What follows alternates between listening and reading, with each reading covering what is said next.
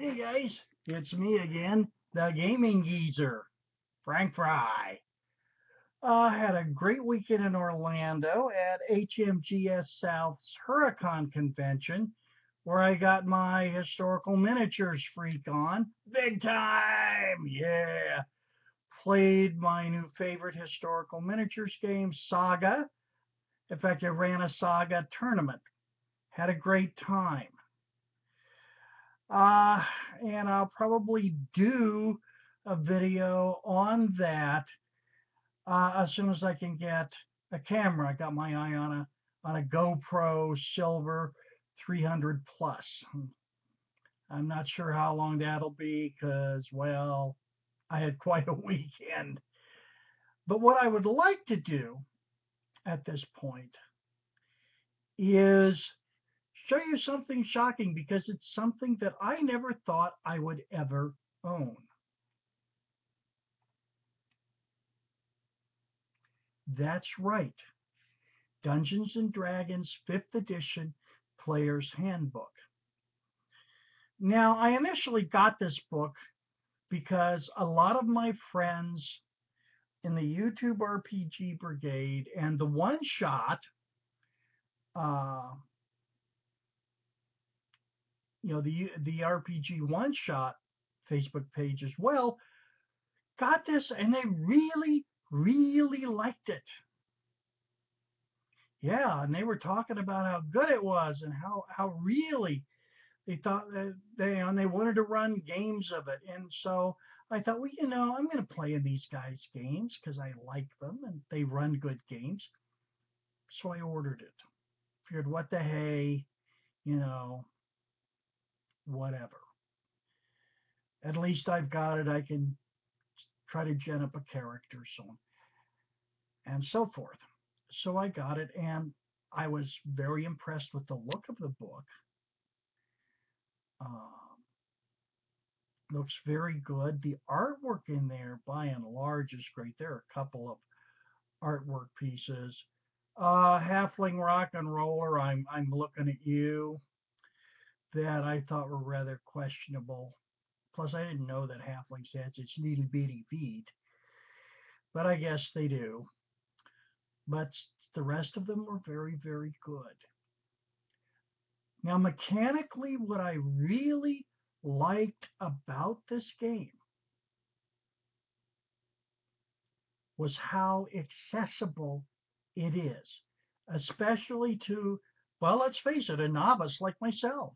I haven't played D&D in a very, very long time. In fact, I think the last D&D campaign I was involved in was Oriental Adventures, way back when. Now, I went ahead and I bought uh, third edition because the books were cheap, and I got them even cheaper. And I also got uh, at about a 50% off, Oriental Adventures, which is a very, very good setting book if you like that sort of thing. So, but I kept slogging through third edition, through 3.5. Was it 3.5 I got? I don't know. I gave the books away a while back, figuring I'm never going to play D&D. Boy, was I wrong. But the thing that got me was just how crunchy 3.5 was. And then fourth edition came out, and my friend and fellow game reviewer, the game geek himself, Kurt Weigel, had a 2-episode program on why he didn't like it. And if a guy like Kurt Weigel, who actually does not do negative reviews, spends 2 sessions panning that book, fourth edition D&D, then I'm gonna stay away from that thing like, it's a radioactive turd. And apparently so do a lot of other people. And so when this came out and I got it, I was really kind of figuring, okay, I have it. But I looked through it, and it's very easy. It's very accessible, so that even, a gaming geezer like me can pick it up, make characters. It's a very flexible system. A lot of interesting choices in there. Classes, races. My first D&D character for 5th edition is a tiefling bard named Melik Chant. I had a ball playing that character. This was fun. And these were easy characters. So I took a look at that and I thought, well, wow. So now I've got the Monster Manual on pre-order. It should be winging its way to me from Amazon in another day or two. I actually saw copies of it for sale at Huracan this weekend, so I had a chance to pick it up and look through it. It is amazing. The illustrations, the artwork are incredible. These things look dangerous and vile. So, and in their own way, inspirational, because you look at some of these creatures, you go, wow. So what I did, or what I'm kicking around, is I read a post today on, the guy said, I'm a little tired of the fully developed medieval worlds. And I'm thinking, yeah, and I just finished the Dark Ages. A Dark Ages saga is a Dark Ages historical skirmishes war game. But I thought, wow, yeah. Now that would be an interesting time, because you don't have large cities. You have a variety of tribes, peoples, cultural groupings like the Anglo-Saxons, the Anglo-Danes who followed them. You have not only Christianity, but you still have very large pockets of pagan, where the pagan beliefs still held sway, not to mention any number of erstwhile Christians who called themselves Christians to stay out of trouble, but were in truth pagans. They worshiped the old ways. And, of course, you had the Vikings, who are everybody's favorite wild men. I looked at this and I thought, yeah, how would I do the Vikings? How would I do the Normans? And I looked it up in here in Player's Handbook. By God, it's easy. The classes fit. You can do all sorts of things.